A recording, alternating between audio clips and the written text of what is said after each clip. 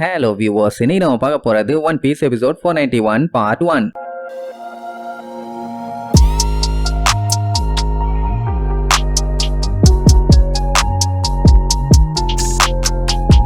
Open பண்ணா West ப்ளூவை காட்டுறாங்க. அங்க இருக்க ஒரு தீவுல பயங்கரமா சைரன் அடிச்சுட்டு இருக்குது. எப்ப இந்த மாதிரி எமர்ஜென்சி சைரன் எல்லாம் அடிப்பாங்க, ஏதாச்சும் ஆபத்து வந்தா எஸ் பைரட்ஸ் எல்லாம் வந்து அட்டாக் பண்ண ஆரம்பிச்சிட்டானுங்க. வேற லெவல்ல பஞ்சாயத்து போயிட்டு இருக்கும். மக்கள் எல்லாத்தையும் விரட்டி அட்டாக் பண்ணிட்டு இருப்பானுங்க. அந்த இடத்தோட பேரு லாஸ்ட் கேம்ப். இப்ப என்னன்னா அங்க பைரட்ஸ் அட்டாக் பண்ணிட்டு இருக்காங்கன்னு நேவிக்கு தெரியுது. பட் அங்க இருக்க பேஸ்ல எந்த ஒரு நேவி கப்பலுமே இல்ல. சோ அதனால வேற வழி இல்லாம பக்கத்துல இருக்கிற பேஸ்ல இருந்து நேவி ஆளுகளை அனுப்பி விடுவாங்க. அதுதான் 80வது டிவிஷன். பார்த்தா அது சவுத் ப்ளூக்கு போகுது. உடனே அவங்களுக்கு செம காண்டாகும். பின்ன ஒயிட் பியர்ட போட்டு தள்ளி ஒரு வழியா ஜெயிச்சாச்சுன்னு பார்த்தா கடைசியில மத்த பைரட்ஸ்ங்க எல்லாம் வந்து வேலையை காட்ட ஆரம்பிச்சிட்டானுங்கல்ல. சொல்ல போனா இப்ப முன்ன மாதிரி இல்ல, எல்லா இடத்துலயுமே கொலவெறித்தனமா சண்டை போயிட்டு இருக்குது. ஏன் அப்படி பண்ணிட்டு இருக்காங்க, எதனால இந்த பஞ்சாயத்துன்னு இவனுங்க பேசிட்டு இருக்கும் போதே அங்க அந்த வெஸ்ட் ப்ளூல இருக்க ஐலாண்ட போட்டு துவம்சம் பண்ணிட்டு இருக்கானுங்க. சோ பேக்கப்க்கு ஆள் வேணும்னு சொல்லி கேட்டுட்டே இருப்பாங்க. எங்கத்த பேக்கப்க்கு ஆளுகளை அனுப்புறது, எல்லா இடமும் கலவரங்கிறதுனால மாத்தி அங்க அங்கன்னு நேவி கப்பல் போய்கிட்டே தான் இருக்குது. அப்ப அந்த வெஸ்ட் ப்ளூ ஐலாண்ட காட்டுறாங்க. சும்மா தகன்னு கொழுந்து விட்டு எரியுது வீடெல்லாம். அது மட்டுமா அங்க கிடைக்கிற சப்ளைஸ் எல்லாம் எடுத்துக்கிட்டு நேரா கிராண்ட் லைனுக்கு தான் கிளம்புறானுங்க. அதுக்காண்டி ஒரு தீவையே அழிச்சிருக்கானுங்கன்னா எவ்வளவு கொடூரமா இருந்திருக்கானுங்க. அப்படியே கட் பண்ணா போர் நடந்துச்சுல, அதுல இருந்து ஒரு 2 வாரம் தள்ளி காட்டுறாங்க. ஃபூட் வால்டன் ஒரு ஐலாண்டு, அங்கேயும் கலவரம் ஸ்டார்ட் ஆயிருச்சு. ஆக்சுவலா அது ஒயிட் பியர்டோட ஏரியா. அங்க ஒரு கொல்ல கூட்டம் உள்ள பூருவாங்க. உள்ள இருக்க மக்கள் எல்லாம் இங்க வராதீங்க,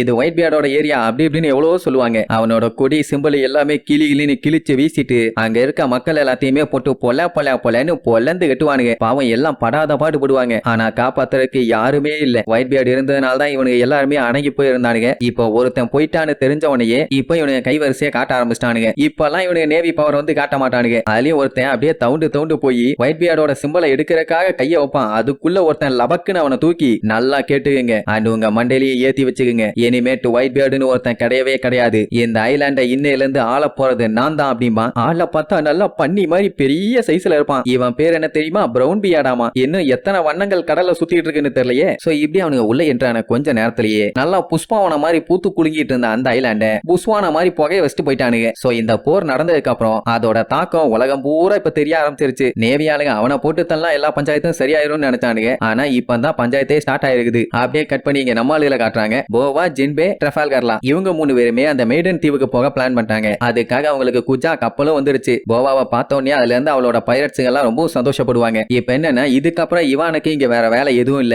அதனால இதுக்கப்புறம் ஜின்பைய லூஃபிய பாத்துக்க சொல்லிட்டு அவன் கிளம்புறதா சொல்லுவான். இப்ப என்னன்னா ஜிம்பை இருக்க நிலைமைக்கு அவனால ஸ்விம் எல்லாம் பண்ண முடியாது. லூஃபி எந்திரிக்கிற வரைக்கும் அவன் கூடவே இருந்துக்க போறேன்னு மட்டும் சொல்லுவான். ஆனா இருந்து என்ன பிரயோஜனம், அவனுக்கு எந்த வகையில ஹெல்ப் பண்ணுதுன்னே தெரியலையே. அதை நினைச்சா அவனுக்கு மட்டும் இல்ல எல்லாத்துக்குமே கவலை தான். இவானும் ஜிம்பையும் மீட் பண்ணிட்டாங்கல்ல, அதுதான் விதியோட விளையாட்டுங்கிற மாதிரி சொல்லுவான். ஆக்சுவலா இவங்க 2 பேருமே இம்பல் டவுன்ல தான் இருந்தாங்க. ஆனா இவான் அவனுக்குன்னு ஒரு தனி ஸ்பேஸ ஒதுக்கிட்டு ஜாலியா என்ஜாய் பண்ணிட்டு இருந்தான். அவன் ஜெயில படாத பாடுபட்டு இருந்தான். பட் லூஃபி அவன் அண்ணனை காப்பாத்தேன்னு உள்ள வந்ததுனால தான் இவங்க 2 பேருமே ஒன்னா சேர்ந்தாங்க. இல்லன்னா ஜென்மத்துக்கும் இவங்க மீட் கூட பண்ணிருக்க மாட்டாங்க. அதுக்கப்புறம் நடந்த அட்டூழி எல்லாம் என்ன கொஞ்சம் நஞ்சமா, 2 பேருமே லூஃபியை ப்ரொடெக்ட் பண்றதுக்காக மாத்தி அவங்களோட உயிரை கொடுத்து போறானுங்க. எப்படியோ கஷ்டப்பட்டு அவனுக்கு எதுவும் ஆகாத மாதிரியும் காப்பாத்திட்டானுங்க. சொல்ல போனா இப்ப 2 பேருமே ரொம்ப நல்ல நண்பர்கள் ஆயிட்டாங்களா. அதனால குட் பை சொல்றதுக்கு இவானுக்கு கொஞ்சம் கஷ்டமா தான் இருக்குது. பட் என்ன பண்றது, என்னோட ஐலாண்டுல எனக்காண்டி அங்க ஸ்வீட், சால்ட், பெப்பர்னு வெரைட்டியா நிறைய சாக்லேட்ஸ் எல்லாம் ரெடி பண்ணி வச்சிருக்காங்க. அதை விட்டுட்டு எல்லாம் மூஞ்ச பாத்துக்கிட்டு என்னால இங்க இருக்க முடியாது. அதனால லூஃபியை நல்லபடியா பாத்துக்கன்னு பை சொல்லிட்டு இவானோட ஆளுகளும் அங்க இருந்து கிளம்பிடுவாங்க. லூஃபிக்கு எதுவும் ஆகாது, அவன் கண்டிப்பா பழையபடி வருவான்னு சொல்லிட்டு தான் அங்க இருந்து போவானுங்க. இப்ப அவனுங்க கமபகா கிங்டம்க்கு கிளம்பியாச்சு. இனி இவங்க மெய்டன் ஐலாண்டுக்கு போகணும். அப்படி கிளம்பினவங்க அவங்களும் போய் சேர்ந்துட்டாங்க. இப்ப என்னன்னா போவாவோட அமேசான் லில்லிங்கிறது பொண்ணுங்க மட்டுமே வாழ்ற ஒரு ஐலாண்டு. அந்த இடத்துக்குள்ள லூஃபியை தவிர வேற எந்த ஆணுமே உள்ள போக கூடாது. ஆனா இப்ப நிறைய ஆண்கள் உள்ள வராங்களே, அவங்கள பார்த்துட்டு எல்லாத்துக்குமே ஷாக்கு.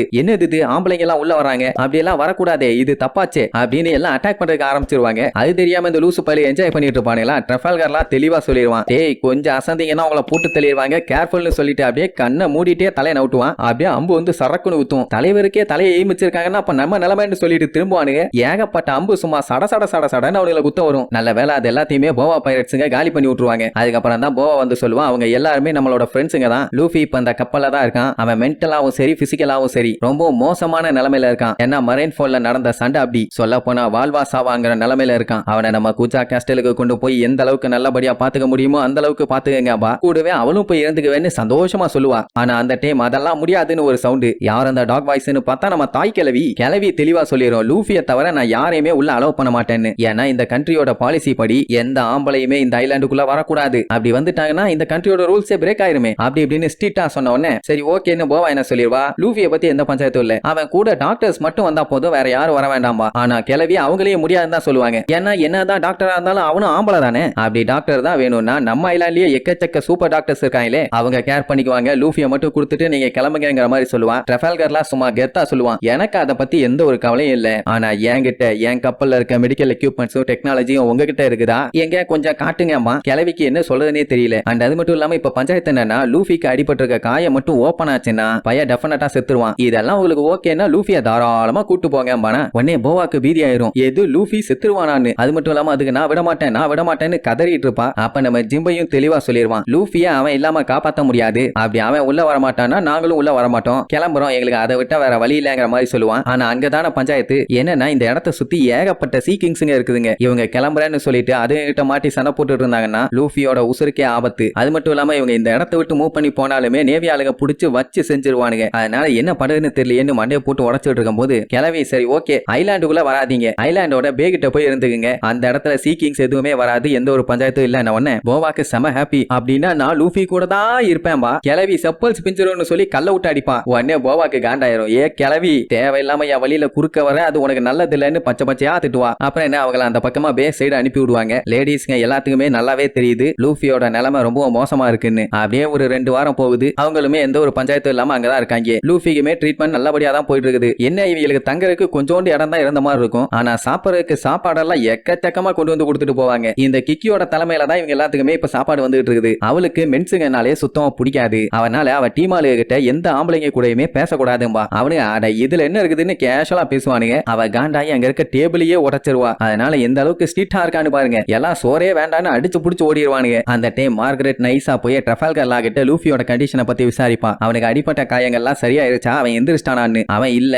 ஆனா அவன் உயிரோட இருக்கிறதும் சரி இல்லாம போறதும் சரி அவனுக்குள்ள இருக்கிற நம்பிக்கையை பொறுத்து தான் இருக்குது. பையன் எந்த அளவுக்கு விடாமுயற்சியோட இருக்கானோ அந்த அளவுக்கு அவன் உயிரோட வர்றதுக்கு சான்ஸ் இருக்கு. இதை இவ பேசிட்டு இருக்கும் போதே அந்த கிக்கியோ பாத்துருவா. மார்கரெட் மண்டையில மசாலா இருக்கா, எதுக்கு இப்படி ஆம்பளைங்க கூட எல்லாம் பேசிட்டு இருக்க, ஒழுங்கா வா இல்லன்னா பல்லுல எல்லாம் தட்டி விடுவேன்னு திட்டி தான் கூட்டு போவா. ட்ரெஃபால்கர்லாம் முழிப்பான், கொடூர குரங்குகளா இருக்கா இல்லன்னு. அப்படியே கட் பண்ணி குச்சா கேஸ்டல காட்டுறாங்க. அங்க போவா காண்டி சாப்பாடெல்லாம் வெரைட்டியா அடுக்கி வச்சிருக்காங்க. ஆனா அவ ஒரு பீஸ கூட எடுத்து சாப்பிடாம லூஃபியை நினைச்சு சோகமா உட்கார்ந்துட்டு இருப்பா. அந்த டைம் லூஃபியை காட்டுறாங்க. அவனுக்கு கனவுல அவங்க அண்ணனை காப்பாத்தினது, அந்த டைம் அவங்க அண்ணன் அவனை புடிச்சு லூசு பயடா நீன்னு திட்டினது, அப்புறம் தப்பிச்சு வந்த போது அக்கைன்னு வச்சு சொருகிட்டான்ல, அந்த மேட்ரு இந்த மேட்ருன்னு எல்லாமே அப்படியே மெமரியா ரீகால் ஆகும் போது தப்புன்னு பைய கண்ணை திறந்துருவான். ஏசேன்னு கத்திட்டு அந்த ஷிப்பைய போட்டு கண்ணா பின்னு அடிச்சு நுறுக்க ஆரம்பிச்சிருவான். உள்ள இருக்க டாக்டர்ஸ் எல்லாம் எவ்வளவு சொல்லுவாங்க, வேணாண்டா லூஃபி வேணாம், நீ பண்ற வேலையில இந்த ஷிப்பே அழிஞ்சு போயிடும்னு. ஆனா அவன் அதெல்லாம் கேட்க மாட்டான். ஏஸ் எங்க இருக்கான்னு அப்படியே திரும்புவான். அப்ப அந்த டைம் அவனை பார்க்க பேய் மாதிரி இருக்கும். அப்படியே அந்த சப்மரீனியே ஒட்டச்சுக்கிட்டு வெளியில வந்து போத்துன்னு விழுவான். ட்ரெஃபால்கர்லாவும் ஜிம்பையும் பார்த்துட்டு பதறுவாங்க, என்னாச்சுன்னு. அவன் அப்படியே காண்டாயி எங்க ஏசுன்னு அப்படியே கொலவெறித்தனமா கத்துவான். அவ்வளவுதான், டாடா பை பை, see you.